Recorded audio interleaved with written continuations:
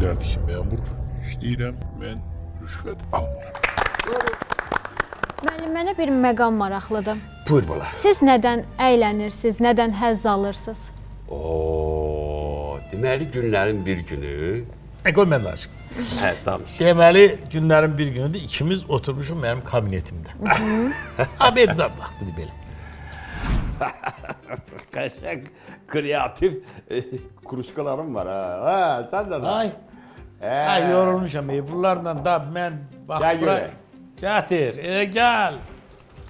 Salam əleykum müəllim, nətərsiniz? Nə var? Aleyküm əssalam. Mənim bir nəfər gəlişdi.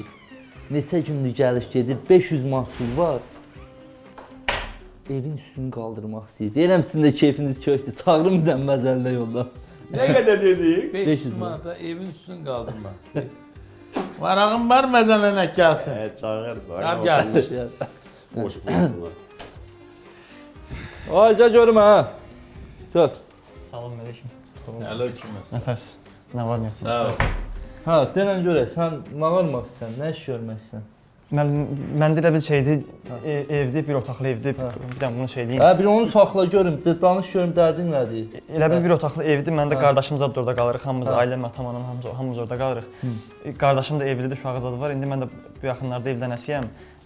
Ona görə istəyirəm bir mərtəbə onun üstünü qaldıram ki, heç olmasa yatmağa yerdəyim. Hə, yaxşı şeysən, Allah xeyir versin. İndi nə istəyirsən bizdən, biz nə var? Mən bunu elə Yox, onu qoy cibinə də, xahiş edirəm onu, hə.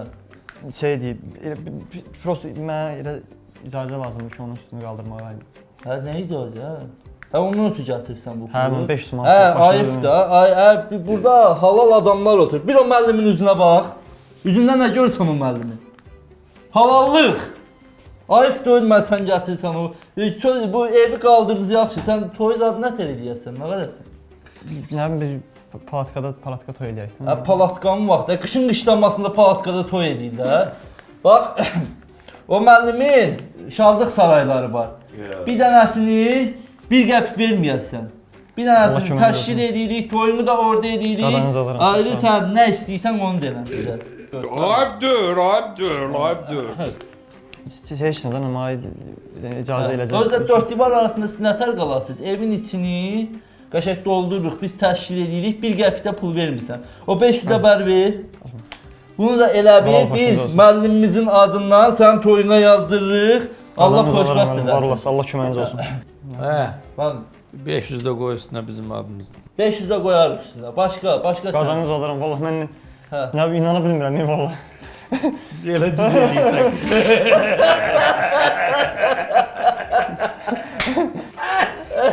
Etdərinizə inandın. Ay ürəyəm. 500 manat, evdə ayaq yolu nətərdir tualet? Yerdən Yerdə? Qazma. Bu 500 manata elə tualetin ikinci mərtəbəsi o hündürlükdən qoymaq üçün cəmaət verir bu 500 manata. Sən başı xarabdır, 80 dəlisən, yer geçsinən başqa. Açıq. Saçına başlama, soğanı oxşirir baş. Sındırdın ha onu. Belə demək lazım deyil, mən neçə gündür başım ağrıyıb. Düz eləyir, bəsdir də. Şey Qapı sayılır dolu var. belələri ilə. Bax, bütün günü bax belə səylərin əlində qalmışım. Bütün biri gəlir, biri gedir. Nə durdun ha? Özün yatmış gələn yeri. Orada medovo tort var, ondan gətirin. Ha, deyirəm.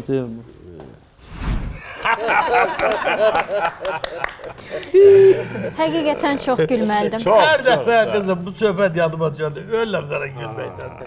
Çox maraqlıydı, çox maraqlıydı. Güzel.